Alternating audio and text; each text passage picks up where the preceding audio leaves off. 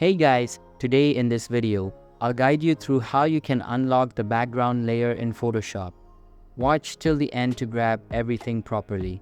Alright, so let's begin with the video.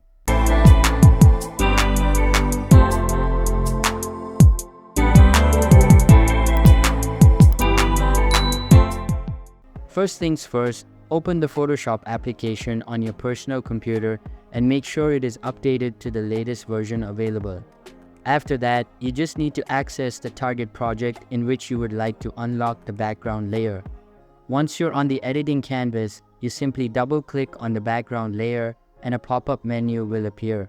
Inside this menu, rename the unlocked layer and then click on OK.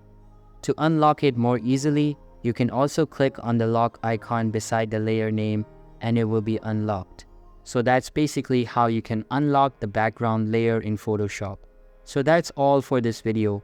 Consider subscribing if you find it helpful, and I'll see you in the next one. Thanks.